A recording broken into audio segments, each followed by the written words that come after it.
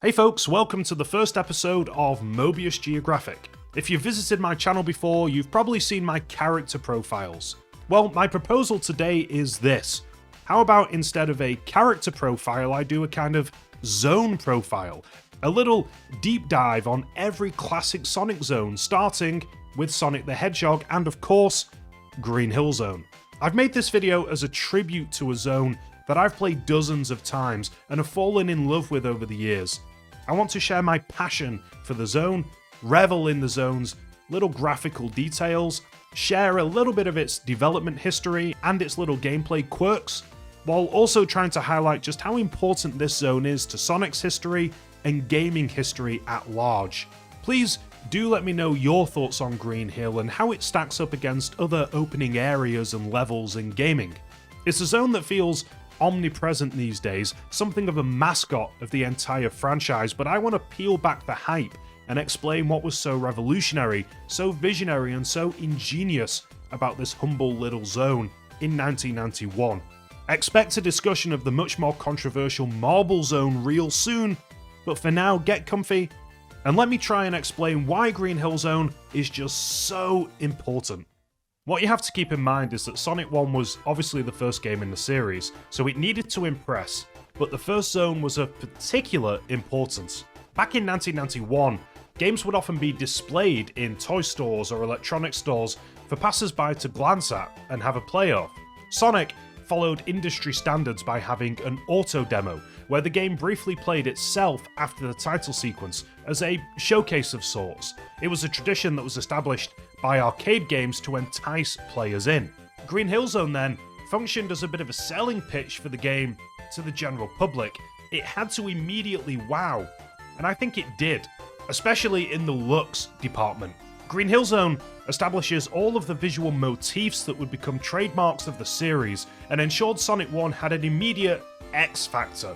I know that sounds a little bit nebulous, but let me try and explain what I mean. Rather than crafting a stereotypical cartoony first level for the game, the design team created a world that feels somehow synthetic, a little futuristic, but also really stunning.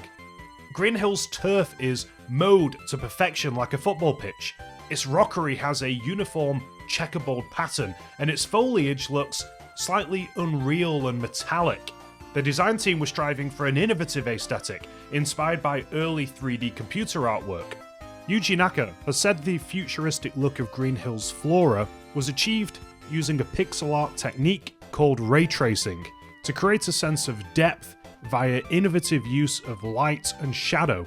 And this style really helps Green Hill Zone to stand out and creates a world that feels a little bit alien to ours, but nevertheless is beautiful to look at. Take a look at the first level of other mascot platformers of the time. Most start with a similarly green, leafy, gentle area, but few are as memorable or visionary as Green Hill Zone. Green Hill then manages to be somewhat conventional, but also boldly distinct, really following in the footsteps of Super Mario Bros. World 1-1. Its beautiful background of mountains, waterfalls, and woods creates an amazing sense of depth, partly thanks to the multi-layered approach, with each layer having a different scroll speed. It definitely helps to inspire in the player a sense of wanderlust to want to explore more of the game. If Zone 1 is this good, imagine what other landscapes there might be to explore. Interestingly, all of these visual touches were perfectly intact in the earliest known beta version of the game that was showcased at Tokyo Toy Show in June 1990, a year before the game's release. Gina Ishiwatari, a brand new hire at Sega at the time, reports having to redraw the graphics for Green Hill multiple times over the course of a year to nail them. But by the looks of it, the visual style of the zone was largely already there at this early stage in development. Of course, a lot of the details of the TTS demo, like the monstrous enemies and stuff like that, changed dramatically, but the core DNA of Green Hill is very recognizable, even here. One thing we have to keep in mind is that Green Hill was designed to be viewed on CRT televisions, where, for lack of a more detailed description, the graphics would be rendered in a less precise fashion than we're used to seeing nowadays. To be a little vulgar. They look less pixel perfect and more smudgy. Some of the zone's trademark landmarks, like the waterfalls for example, look absolutely wonderful when viewed on a CRT television, as the foreground and background overlap and merge seamlessly. This is, after all, the technology that the game was designed for. If you can find a good emulator that can recreate the effect, or if you have access to the original hardware, it's well worth a go to experience exactly what the design team were aiming for. Now, Sonic's world was originally designed to be explicitly based on real-world locations, with zones taking inspiration from China and other countries. That idea was dropped during development, but remnants of it do exist in the game. Green Hill was inspired by California, and it turns out, California is more than just Los Angeles. Its rural, rolling green hills and beautiful blue skies served as the real-world inspiration for the zone. Though I don't think you'd really clock on to the inspiration just by playing. Incidentally, California would serve as an ongoing inspiration for Sonic locales, but that's a discussion for another day. Interestingly, Green Hill directly impacted Sonic's own design. Sonic's original blue fur didn't look great and clashed against Green Hill's bold blue skies, so Sonic's fur colour was slightly altered in the end product, resulting in a more muted and washed out shade of blue that would also reappear in Sonic's CD, but would be changed for the rest of the series. Along with the real-world inspiration, the breezy colour palette was also inspired by the works of Japanese pop artist Aizen Suzuki. Visually then, Green Hill Zone is a beautiful blend of real-world inspiration and cutting-edge graphics with a bit of visual flair thrown in. On another note, there are remnants of civilization in Green Hill. Totem poles dot the landscape, giving the zone a slight lived-in feel. California is home to some historically and culturally significant totem poles, so it fits the theme. Some fans have tried to retroactively assign a deeper lore significance to these clearly just decorative items because the Sonic the Hedgehog movie sees Sonic being raised by an owl, which creates a vague link to the winged totem poles. It's a tentative connection, and almost definitely not what the designers had in mind in 1991. One thing I can say though is that Sonic 1 paid tribute to prior Sega hits in subtle ways, and though it's purely speculation on my end, I can't help but feel the totem poles are a nod to the opening level of Sega arcade hit Wonder Boy from 1986. Whatever the case, Green Hill is beaming with natural beauty, and starting the game off with an unspoilt landscape, only to end the game with an industrial hellscape, gives away its environmentalist messaging. Keep in mind that Sonic released in '91 when kids' pop culture was becoming inundated with environmentalist heroes. Although Sonic 1 has some surprisingly deep lore embedded in its official story, the game's on-screen visual storytelling is beautiful in its simplicity. You, the player, see how Dr. Robotnik is polluting and mechanizing Sonic's world around him, and this serves as the perfect intrinsic motivation to want to bring Robotnik down. This theme of the game starting off with lush greenery that later gives way to industry is repeated in other notable games like Donkey Kong Country and Crash Bandicoot. Or sometimes the trope is reversed in games like the Oddworld series. Whatever the case, Green Hill then is an important zone because it serves as a continual reminder of what Sonic's fighting for. This is the paradise, the unspoilt utopia that Robotnik is looking to destroy. During the early stages of the development of Sonic 1, Yuji Naka had Super Mario Bros. At the forefront of his mind. Because games didn't have save and load features back then, Yuji Naka played Super Mario Bros. World 1-1 over and over again, hoping to try and complete it as fast as possible. World 1-1 is of course a seminal level in video game history, but in his quest to replicate Nintendo's success, Yuji Naka and the wider team, I think, surpassed World 1-1 with Green Hill Zone. It was designed not only to teach the player the fundamentals of how to play the game a la World 1-1, but also to be endearing to blast through on repeat playthroughs, leading to a zone that has lots of alternate routes and allows for a surprising amount of skill expression. In essence, Yuji Naka almost foresaw the rise in speedrunning back in 1991, and designed a game and an opening level that actually becomes more fun to play on repeat playthroughs. Now, to state the obvious, Green Hill Zone teaches you as a new player everything you need to know to reach the end of the game. It's all here. You're encouraged to run fast, and you're rewarded for your efforts at retaining momentum by being able to, for example, blast through loop-de-loops. Loop-de-loops are a Sonic signature nowadays, but in 1991, they contrasted wonderfully with the blocky approach that most other games took to their landscape construction, and it really highlighted what Sonic was capable of. Loops were always going to be a part of Sonic's world. In fact, they predate Sonic himself. In 1989, designer Naoto Oshima knocked up a pre-Sonic proposal for a conceptual game titled Twin Stars. The influence on Sonic is obvious, and a tropical Green Hill-esque loop-de-loop is visible in one piece of concept art. Yuji Naka worked on a Mega Drive port of Capcom classic Ghouls and Ghosts prior to working on Sonic, and particularly enjoyed programming the game's sloping surfaces, providing direct inspiration for Sonic, which would take the concept of slopes one step further.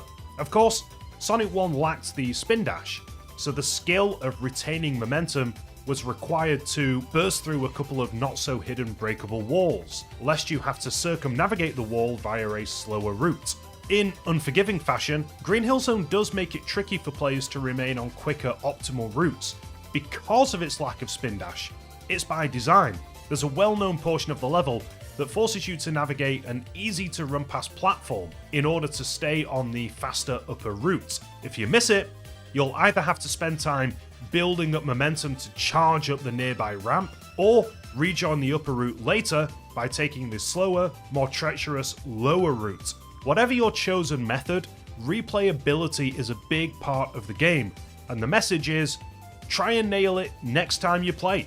This might all seem quite elementary, but think about how many contemporary games just dumped you in a level and expected you to know everything, or how many modern games are bogged down by overly long tutorials before letting you get to anything fun. Green Hill is the perfect little playground for players to play around with and test all of Sonic's capabilities without either being obtuse or overbearing.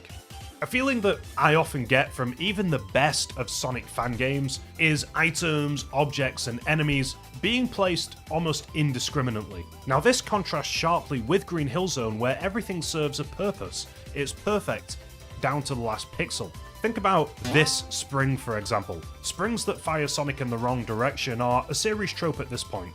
But this one, well, this one taught new players an important lesson. You need to maintain a fine balance between speed and caution to get through the game safely. On repeat playthroughs, you'll develop a kind of muscle memory and avoid this spring like the plague with a well-placed jump, and it always feels good not to get caught by it.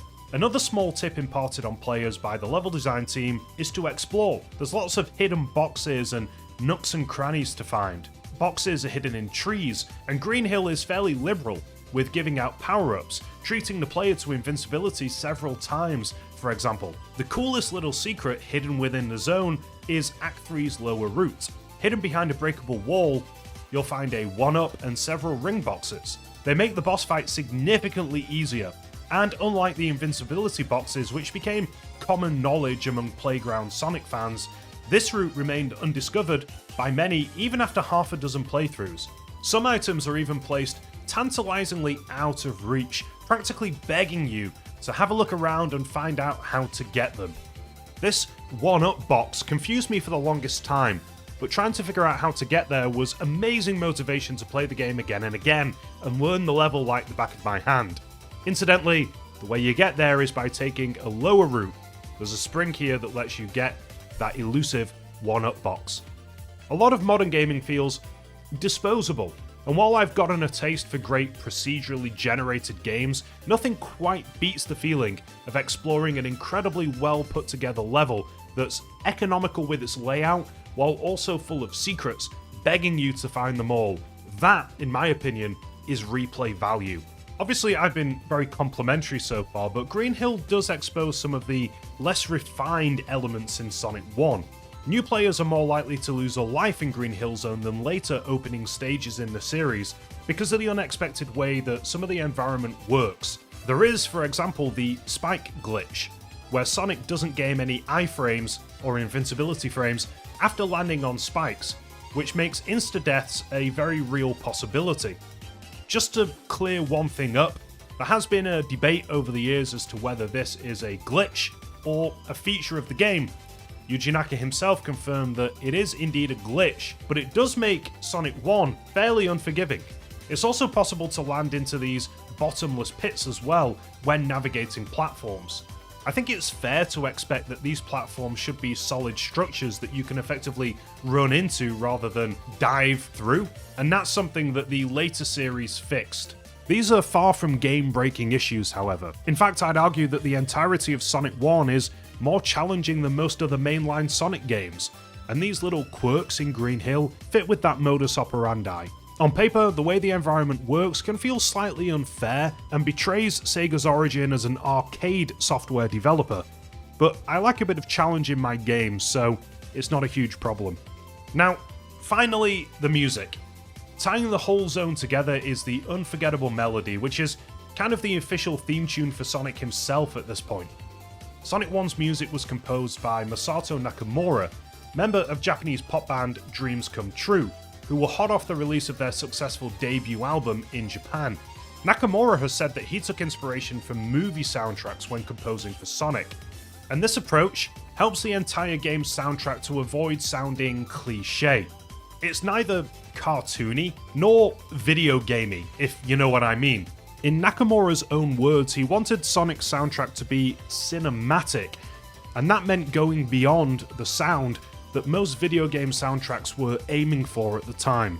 I'm fairly ignorant when it comes to music theory, but Green Hill's tune is quintessentially upbeat, cheerful, and fast-paced, setting the tone for the game and the wider franchise, and kind of reflecting Sonic's natural personality as this positive, chirpy, and cool dude.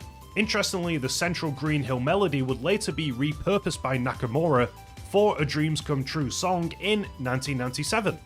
Now, I'd like to end these videos by discussing each zone's badniks, its boss, and its legacy. All of Green Hill's badniks have become iconic in their own right. Motorbug is the first badnik you'll see and lacks any offense, existing like that iconic World 1-1 Goomba in Super Mario Bros. To catch out clumsy first-time players.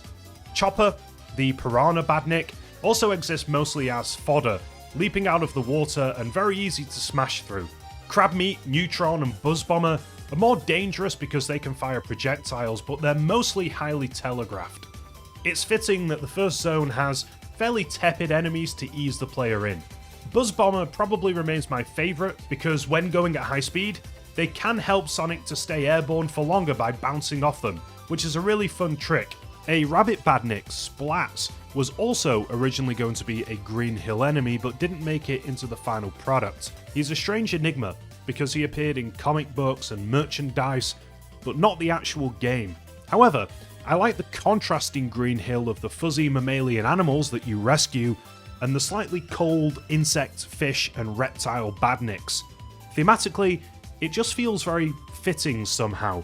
Splats is simply too cute to fit in this paradigm, so I'm glad that he's not here.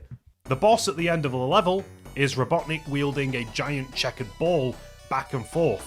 I think it's fair to say that modern Sonic games have become a little easy, and often boss fights are almost impossible to fail at. With that in mind, it's always surprising how relatively challenging this first boss is. With enough rings, it's possible to brute force Robotnik, but the optimal strategy requires a surprising amount of patience and solid timing to pull off. It serves as a satisfying challenge to try and do perfectly, but remains probably the trickiest first boss in a Sonic game, or mainline Sonic game anyway. I wonder if this comparatively punishing boss put any first-time players off the game.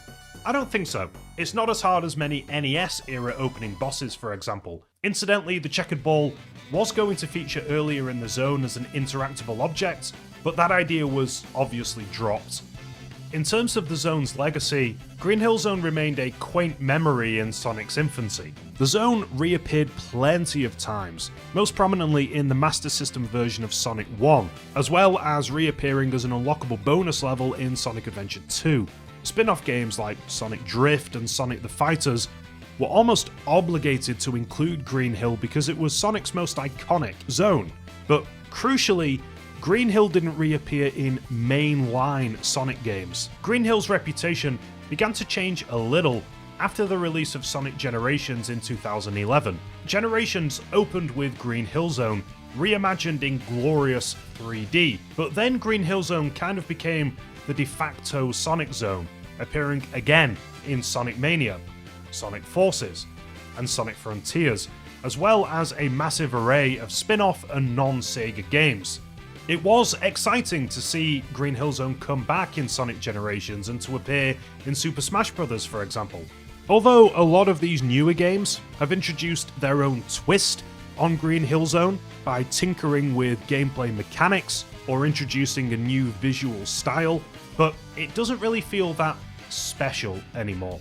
This has led to a little bit of Green Hill fatigue amongst some in the fanbase, with the belief that the zone has become a little bit overexposed and boring. I tend to agree, but I'd be alright with Green Hill taking a back seat for a while in favour of more original zones or other classic zones that have been seemingly lost to the sands of time. Fatigue aside, Green Hill is widely viewed by gaming critics and fans as an absolute triumph and an iconic level in video game history, amongst the best and most impactful, which of course I think is totally valid. That's about everything I have to say about Green Hill Zone. Thanks for joining me. If you want to hear me do a deep dive on Marble Zone, please give the video a like and subscribe for more.